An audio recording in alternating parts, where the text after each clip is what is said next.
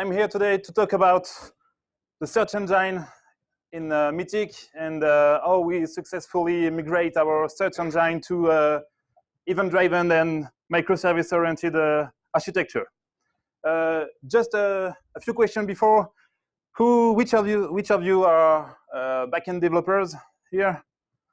Okay, not totally the majority. Okay, which of you are using microservices?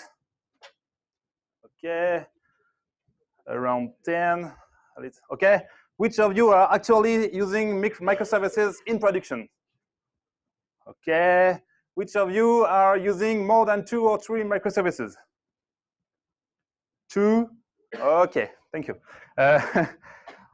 Okay, let's start. About me, a little word. My name is Sébastien Le Gall. I'm tech lead backend at Meetic, and I've been working for 9 months now on the search part at Meetic and more generally on the microservice part at Meetic. A little word about Meetic. Meetic is a company started in 2001, so it was the early birth of the Web 2.0. We are active in 15 countries. We are the dating leader in Europe. We have millions of monthly active users, and we have around 150 people in the IT teams. Okay, that was Meetic before.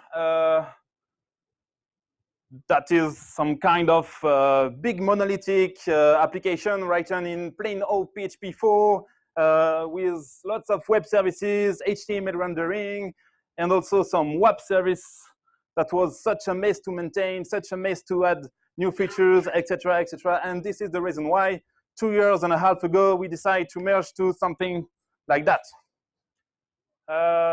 So this is basically the new Meetic architecture. There is still lots of work to do to migrate the back offices, but the most part of the Meetic feature are actually running on this architecture. So I will explain you how it works. Sorry for front-end developers. So how it works. We have plenty of front-end application, one for desktop that is written in AngularJS, one for web mobile that is also written in AngularJS, one for Android, one for iOS, one for Apple Watch, one for, I don't know, maybe there is Apple Shoe or nothing. Okay. All those applications are communicating with what we call an exposition layer.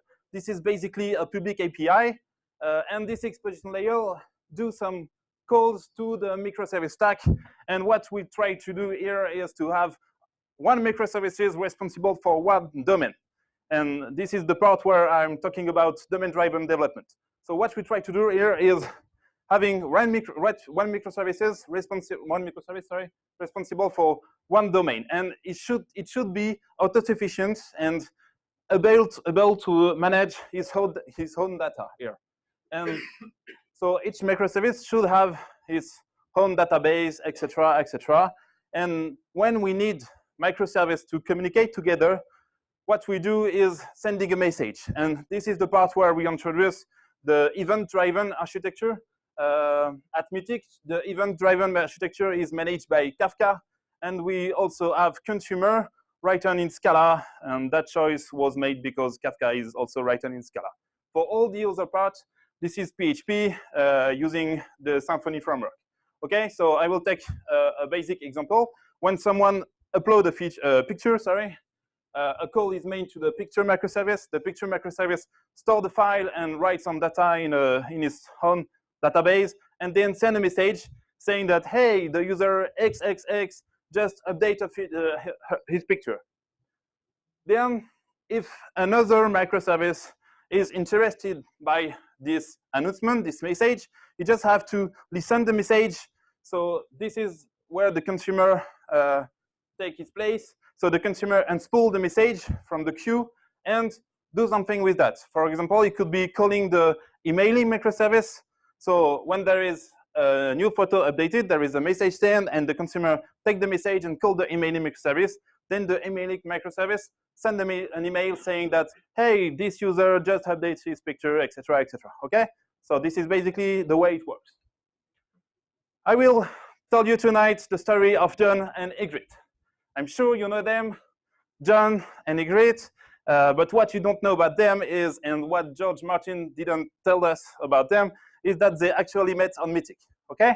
So Ygritte is a woman, and she knows what kind of man she is looking for. So she basically, she will use the advanced search feature, okay? That can be look like a simple API call, sorry. So Ygritte will call the advanced search feature, and for that, she will pass some query parameters, such as the age. She's looking for someone quite tall, looking for someone with brown eyes, coming from the north, and living in Westeros. Okay?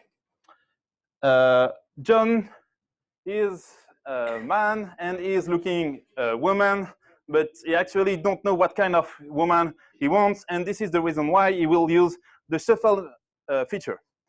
For those kind of people, Meetic offers a feature that is called the shuffle. It's basically a Tinder-like. So we suggest profile based on their own profile, and you just have to say yes or no. Yes, it's okay.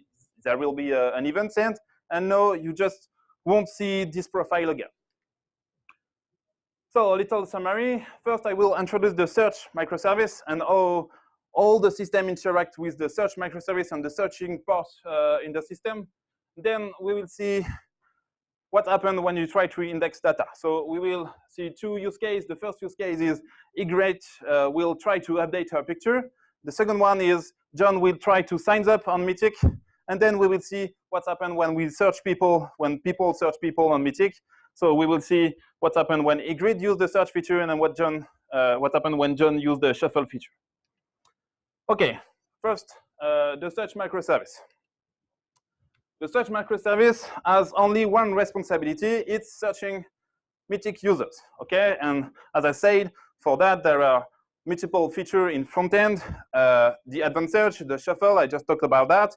We also have, for example, the online profile that is basically a list of people that are online. And we also have some steps like the similar profile.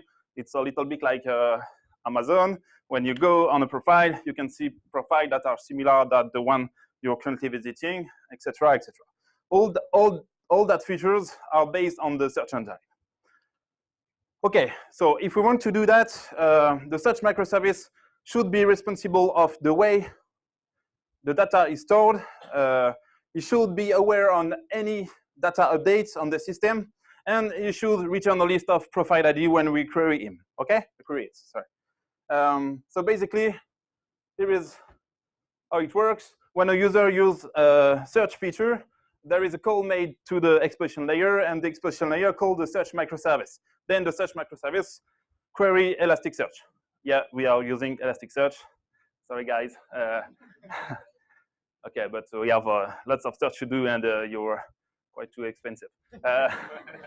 And another way to interact with the search microservice is the consumer.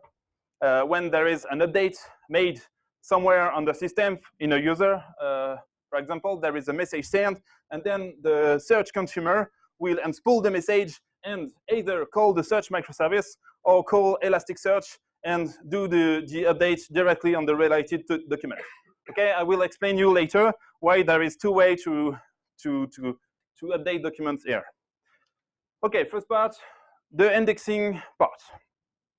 Let's talk a little bit more about Ygritte. So Ygritte, as we know, she knows what kind of man she is looking for, and she also already has an account on Meetic, but the last time she goes on Meetic, it was quite a long ago. So let's say she log in on Meetic and she wants to update her profile. What happens when Ygritte wants to update her profile? Let's say she use the desktop application. The desktop application will do a call to the exploitation layer with, for example, the ID of Ygritte and the file, the picture. Then the exploitation layer calls the microservice, and the microservice store the information and maybe store the file. Then the microservice send a message, and our consumer will unspool the message and directly do the update. What you can see here is what we call the topic. For those who don't know Kafka, Kafka is some kind of RabbitMQ. So it's a queue system, and you just have to send message to a queue that are called topic here. Okay? Pretty simple, right?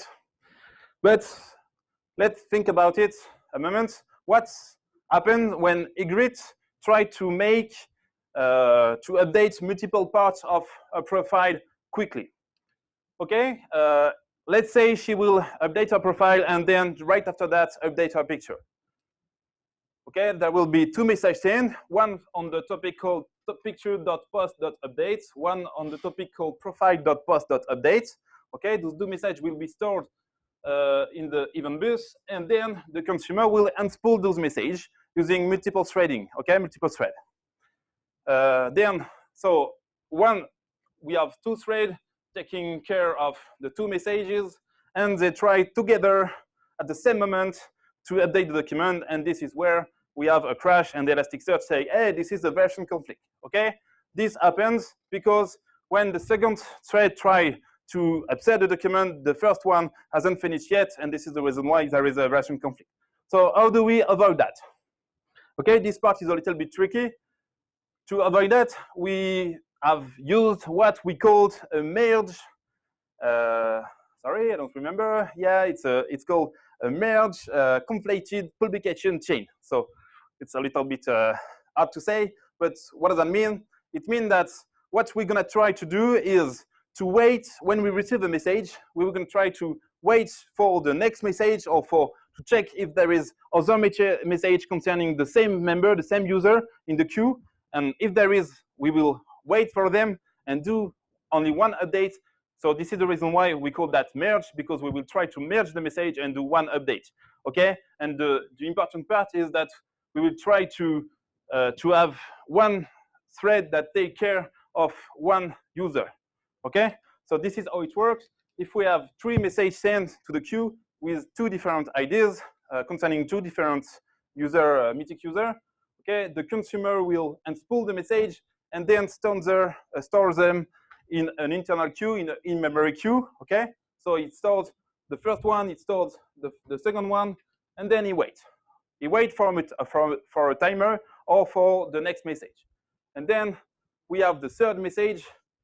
Then we update the document in Elasticsearch, and the second internal queue, update the document in Elasticsearch. Right?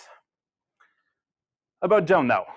John, we say that he was looking for someone, but he didn't know what kind of girl he is looking for. And by the way, he didn't know about Meetic. He just discovered Meetic. So we will see what happened when John tried to sign up on Meetic. So this part, we already talked about this part. So when John signs up, there is a call made to the expression layer with the birthday and the picture, for example. The birthday and the picture will be sent to the profile microservice and to the picture microservice. And each of those microservices will store the information and then send a message. Okay, now we need to stop a little bit. We need to do a little break. Because if we think about what happens when there is a new member in terms of business logic, when there is a new member, what we want him to be searchable as quickly as possible. We want him to be fundable as quickly as possible. We want him to start receiving visits, fav, flash, etc. as quickly as possible. So for that, we need to get the maximum of information about that user as quickly as possible and push them to Elasticsearch in order to be searchable as soon as possible. Again. So what we will do there is, okay, what we actually do is that when there is a new member on Meetic, there is a message sent on a topic called post.registration. It's the topic dedicated to new members. And so our consumer will unspool the message coming from this topic, okay? But here is the tricky part. What we need to do now is to get the maximum information for this user. And since we are working in a domain-driven architecture, we need to ask each microservice to give us the part of the information the microservice own for this user, okay? So what we should call here, what we should do here is something like that. The consumer, we should call the, for example, the picture microservice in order to know if John has a picture. We could, for example, call the payment microservice in order to know if John has subscribed to a pass, etc., etc. Okay, and then post the content, the document to Elasticsearch. This is a good idea because when we do any change on the database or any part of the system, this workflow stays unchanged, and this is the reason why we are working in a domain-driven architecture. Okay, this is the plus. And by the way, it avoids duplicated business logic. The other part of that is that it don't scale very well. You may ask why it don't scale. It seems to scale, but at Meetic we have around 1 billion call, HTTP call made on our microservice each day. So each HTTP call, we have to manage that. We have to think about that. We have to think if we have 10 new HTTP call, we will have to maybe add new servers, etc., etc. And this is the reason why I say it don't scale very well. Okay. The second thing is that it takes lots of time. And for now, our consumers are written in Scala. And if we want to do such things, we need to introduce new technologies such as Spark, etc. Okay. So this is not what we choose to do in the first time in the MVP approach. What we did instead is something like that. First, I need to tell you something. Right now at Meetic, the profile and the picture microservice are written data in the same database. This is one part of the migration we didn't do yet. And we still have to split our database. But right now, each microservice writes in different schema in the same database. It's a big Oracle database. It's such a mess, but we need to split it. But right now, it's not down. So what we did is something like that. When the consumer receives a message coming from the new member topic, he simply calls the search microservice, and the search microservice will do a big SQL query in order to get the maximum information about the user, and then push it to Elasticsearch. Okay. About this strategy, it let us keep the scope responsibility of the search microservice. Okay, but it also let us do some batch processing. For example, when we start from a fresh Elasticsearch index, we need to rebuild all the index, re-index all the members, and this is easy to do using clear command, etc., etc. Okay, but the sad part about that is that it only works because we haven't split yet our database, and the other thing is that when there is a change made on the database or on any microservice, we need to replicate the change on the search microservice, and this is the reason why we choose to manage this risk by separate the SQL query in separate file in order to be maintainable. What we want about this big SQL query is to be easily maintainable, to be easily reviewed by the DBA teams, etc., etc. Okay, just a last word about that. This is not what we would do, but this was a choice made because of time, because of MVP reflection way of thinking, and I'm currently working on the Spark part. So I'm working on the first approach by introducing Spark technology in our system. Okay. About the search now. Let's talk a little bit more about Ygritte. So Ygritte is using the advanced search. How does it work when Ygritte uses the advanced search? She will simply make an HTTP call to the exposition layer with, as you can see, some query parameters here. Then the exposition layer called the microservice, the search microservice, and the search microservice just have to query Elasticsearch. This is pretty simple. Here we can see that she chooses someone with brown eyes. Here there is also the query parameters, and we found the parameters here in the Elasticsearch query. Okay? And then the microservice return a list of ID, and this is what happened. What you can see here that, I don't know, yeah, Ygritte should be there, and she finally found John. About John now, we say that John used the shuffle feature, and for that, what we need to do is to suggest John some profile based off John's profile. Okay, so for example, if John told us that he is 20 years old, what we want to do is to suggest him profile that are around 20 years old also. Okay, true, sorry. So how does it work? John do the request. This is the same path as the advanced search. But then what we need to do there, when we receive the request, we want to know more about John. Okay, and for that, since we are in a domain-driven architecture, what we need to do is to call the microservice that have the ownership on the information, the data. Okay, so this is what we do. If we want to know what are the people John has blacklisted, we need to call the interaction microservice, and that will return us the list of people he has blacklisted in order not to show him those profiles, and etc. etc. So we call all the microservices in order to get as much information as we can about John, and then we build a query to Elasticsearch and return a list of results. Okay, and this is okay. She is called Chaton, but anyway.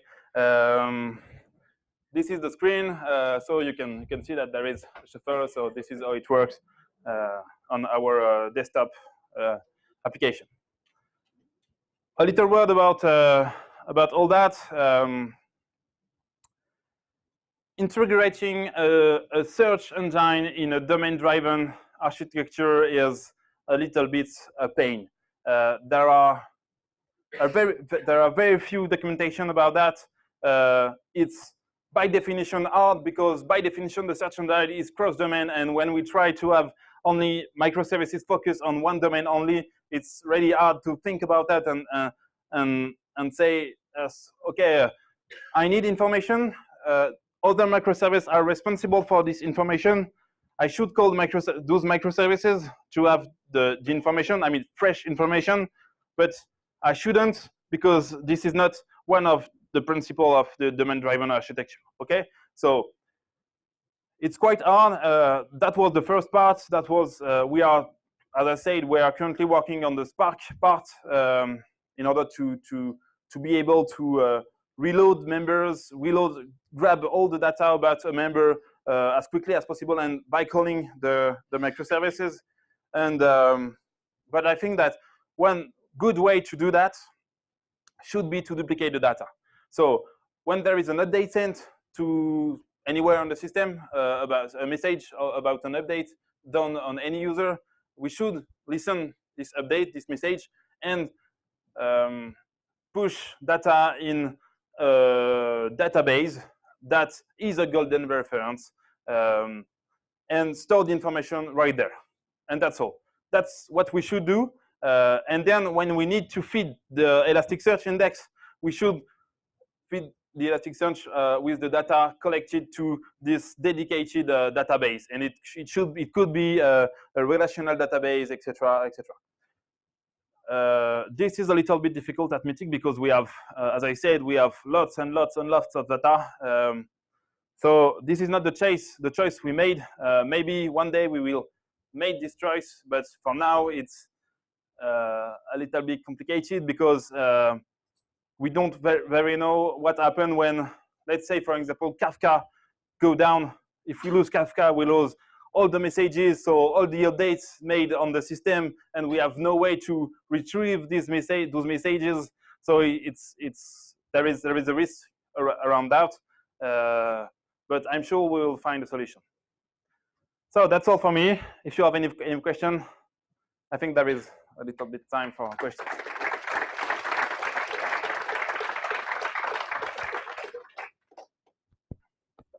So, okay. I can send you. Okay. Thank you.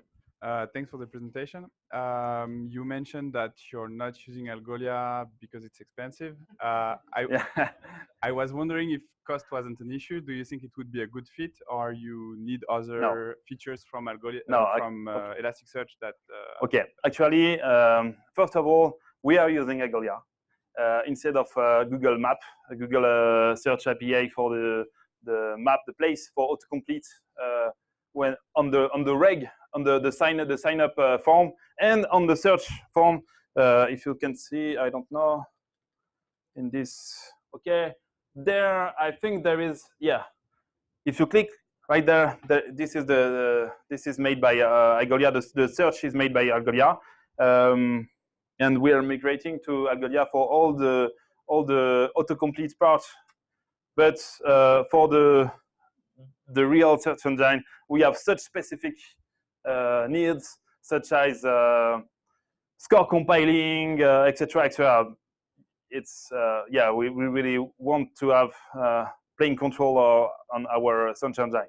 And by the way, I think we do some stuff that you don't do, and because this is not your business, such as sorting users using score. We are using Groovy scripts to do that, and we calculate what we call business score, etc., etc. So there is lots of stuff that you don't do and that we need.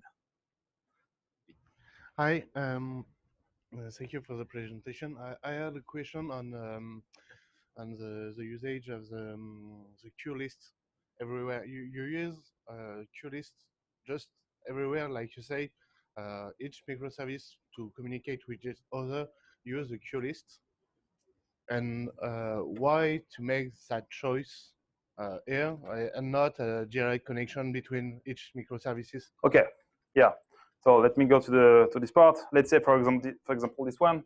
What you mean is why the profile microservice don't just call the search microservice to tell him that, hey, there is a new update, so just do your work. Okay. We don't do that because if we do that, let's say in 6 months, 1 year, we want to completely change the profile microservice, change the interface, change the technology, change anything, or change the way data are stored, etc., etc. This way, the only thing we need to respect is the message. We need to send a message. We need to respect a certain form of message, but that's all. And that's the reason why we are trying. I mean, if you have a look on this, yeah, here we call all the other microservices, and I think this is a risk because when, for example, this microservice change the way it's working, or change its route, or change its API documentation, etc., that will crash. So we will have to maintain the search microservice also, etc., etc. So basically, it's the reason why. Any other question? Thank you for the presentation as well.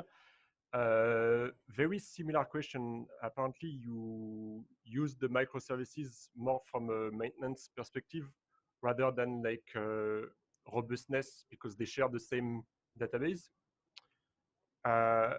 Can you explain how really it's different to have a monolith code? So, okay, it's in PHP 4 and it's not statically linked. So maybe it's difficult in PHP 4, but like, for instance, a Java monolith versus the architecture that you described, where you just said yourself, like you need to keep the events and the API and the microservices quite consistent, and it's JSON.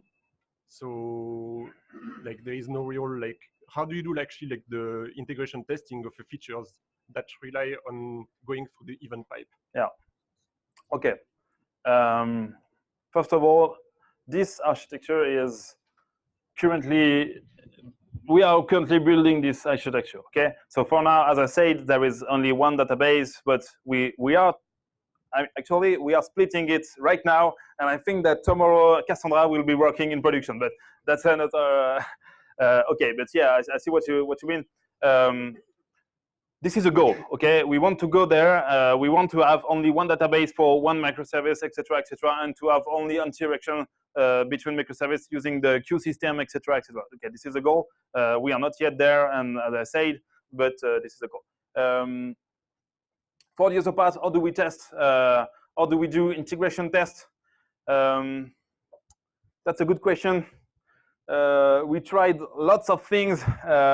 We tried functional tests such as BAT, and okay, we ran BAT, but we mock the HTTP call. Okay, that was the first try. The second try was BAT, but we don't mock the HTTP call, but we run those BAT tests. Sorry, BAT is a functional test library written in PHP and used for PHP application. So for the functional test, we launch it in a container, in a Docker container, using another Docker container that is running wiremock in order to mock the HTTP response. And more recently, what we have done is using a tool that is called Newman. It relies on Postman. It's simply do HTTP call to the exposure layer, and the exposure layer actually is running in a Kubernetes cluster, and all the microservices are also running in a Kubernetes cluster. So when we want to do some tests, we just have to deploy containers on the right Git branch and run the test. This is how we test it. And there is also Kafka in a container in Kubernetes, and also all the consumer in the container. So we can actually check that if we do a post on the exposition layer and then do a get on the exposition layer, there will be the information, because there is all the context. We are not using Kubernetes in production. There is another way to use okay, it's not very a way, but when we use microservice, what we want to do is to scale. If for example, the microservice in charge of giving rights to people, the rights to talk to someone, etc., this is a microservice that will be called so much more than the other. So what we want to do is to have, for example, 100 instance of that microservice, and for the microservice that is in charge to geolocalization, for example, that is maybe we want to have only 30 instance. And right now this is not what we do, but once again this is a goal, and I hope we will have something like not containerization, but something more scalable. But that in a few months. Okay, so I think it's